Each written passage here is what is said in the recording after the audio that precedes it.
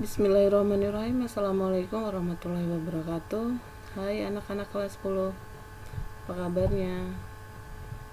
Pasti pada sehat semua ya, insya Allah, amin.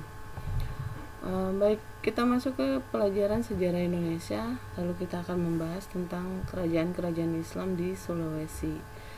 Adapun tujuan pembelajarannya: 1. Memahami kerajaan Goa Talo. 2. Memahami kerajaan Wajo.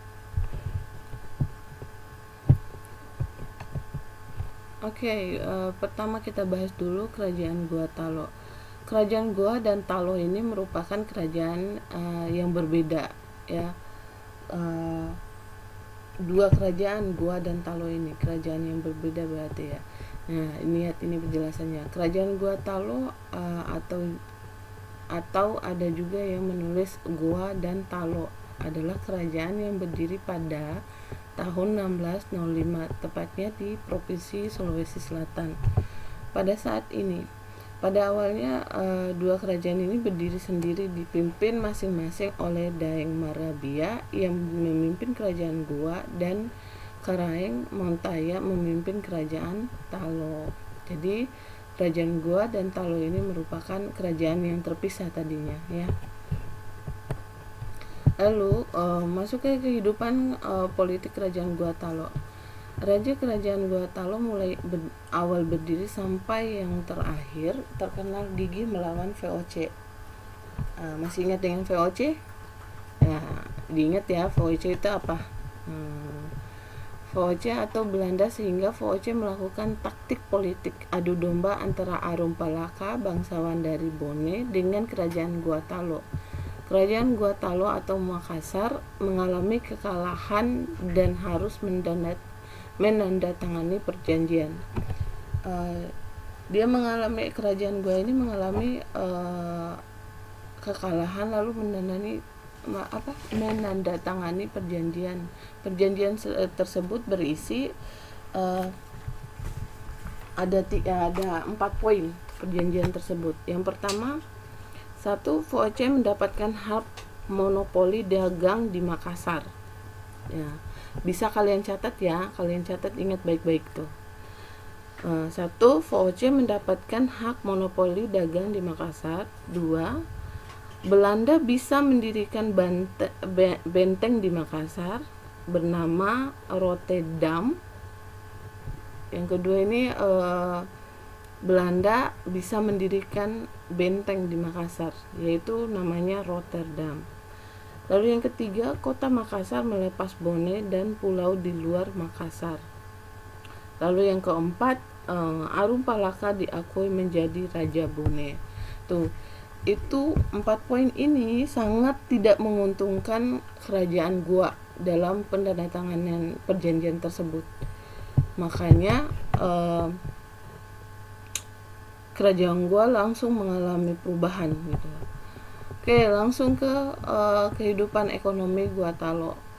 Penyebab yang membuat kerajaan Makassar atau Goa Talo ini menjadi pusat perdagangan yang sangat pesat diantaranya adalah posisinya yang strategis, pelabuhan yang baik, dan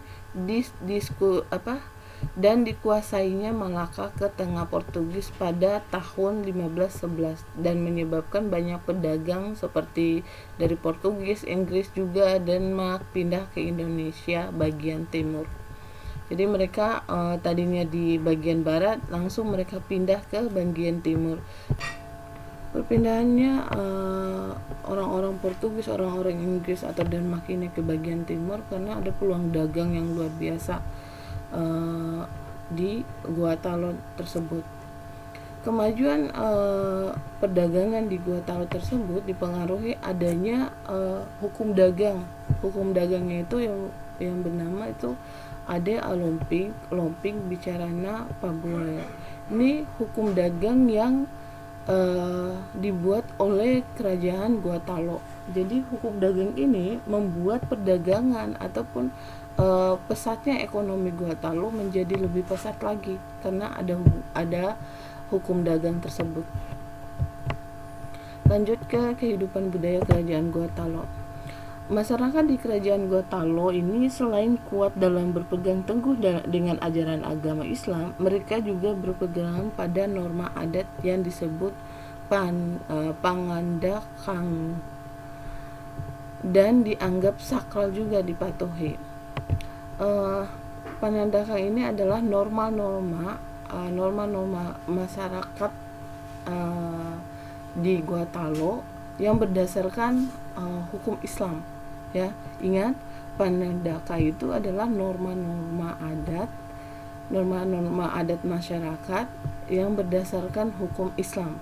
Ya. Ada juga perbedaan kelas atau status sosial seperti lapisan atau bangsawan disebut Anangkaru atau Karaeng. Di tengah tersebut Tom Maradeka dan bawah yang disebut dengan Ata. Jadi ini adalah status sosial dalam kerajaan Gotalo.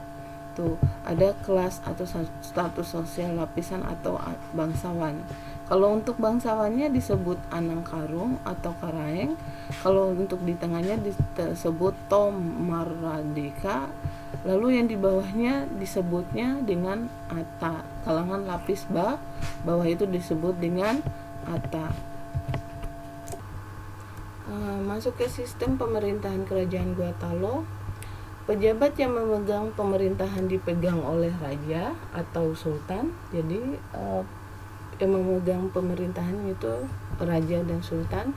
Kemudian ada Pabicara Tuta yang setara dengan Mahapati. Tumai Lalang Tao setara dengan duta besar. Sudah ada duta besarnya ya kerajaan kerajaan Gotalo. Lalu Tumai Lalang Lolo fungsinya hampir sama dengan Tumai Lalang Tao, hampir sama fungsinya dengan Tumai Lalang Lolo dengan Tumai Lalang Tao, yaitu sebagai duta besar. Anro Guru Lompana Tumakajana Gaga setara dengan panglima perang dan Bate Ana Karaeng setara dengan raja bawahan di daerah lain. Jabatan lain adalah Lomo Tukajana Gang sama dengan wakil panglima perang. Arong Guruna Tumakajana Gasga sama dengan komandan peleton. Anro Guru Lompana Tu Botalaka sama dengan komandan peleton. Tapi khusus prajurit rampasan dan Subanara sama seperti Syabandar. Ya. Ini adalah sistem pemerintahan di kerajaan Gotalo. Lalu kita masuk ke kerajaan Wajo. Kerajaan Wajo itu berita dan tumbuh kerajaan Wajo terdapat dalam sumber hikayat lokal. Jadi beritanya adanya kerajaan Wajo ini terdapat di hikayat lokal. Jadi hikayat itu kayak cerita rakyat gitu. Ada dua versi. Yang pertama itu versinya versi tutur atau lisan. Lalu yang kedua versi tulis. Jadi versi tutur dan versi lisan. Jadi sebenarnya versi tutur dan versi lisan ini sama saja. Cuman ada yang dituliskan, ada yang dicerita melalui mulut ke mulut, lalu ada versi tulis. Ya. Begini kira-kira ceritanya nih. Pau-Pau di Kandong bercerita singkat tentang seorang putri Luwu yang sakit kulit, yakni W. Tadampali. Atas masukan dari Hadah Luwu dan kebaikan rakyat Luwu, beliau dihanyutkan bersama pengikutnya agar tidak menjangkiti orang Luwu. Ketika terdampar, beliau membuat pemukiman. Hingga suatu saat beliau dijilat oleh kerbau belang hingga sembuh. Tuh, ingat, beliau dijilat oleh kerbau belang hingga sembuh. Di saat bersamaan, seorang pangeran dari Bone beserta rombongannya yang sedang berburu singgah beristirahat. Kebetulan sang pangeran beserta rombongannya. Sang pangeran kaget melihat ada perkampungan kecil di tempat tersebut. Ketika mendatangi rumah besar, rumah Weta Dampali, sang pangeran pun kaget hingga pingsan melihat kecantikan Weta Dampali.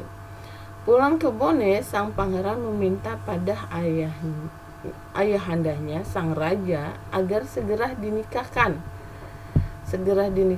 Singkat kata, lamaran pun diajukan ke Luwu dan diterima. Sang pangeran Bone beserta Weta Dampali hidup bahagia dan melahirkan putra putri yang kelak menjadi Pandarang atau yang mendirikan Wajo. Ini adalah singkat cerita dari terbentuknya atau ceritanya, kisahnya terbentuknya kerajaan Wajo. Lalu selanjutnya, Wajo mengalami perubahan struktur pasca perjanjian Lapa Depa yang berisi tentang pengakuan hak-hak kemerdekaan orang Wajo. Posisi Batara Wajo yang bersifat monarki absolut diganti menjadi Arung Watowa yang bersifat monarki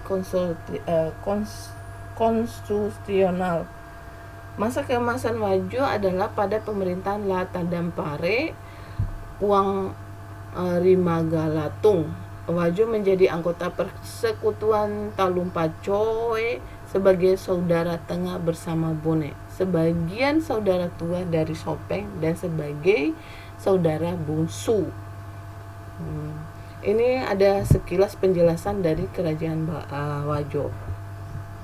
Baik, cukup sekian penjelasan. Mungkin untuk kerajaan Wajo kurang, tapi kita akan bahas lain kali. Ini adalah sekilas pembahasan tentang kerajaan Gua Talol, lalu untuk kerajaan Wajo. Terima kasih anak-anakku sekalian. Semoga kalian tetap bahagia dan selalu beraktivitas dengan positif.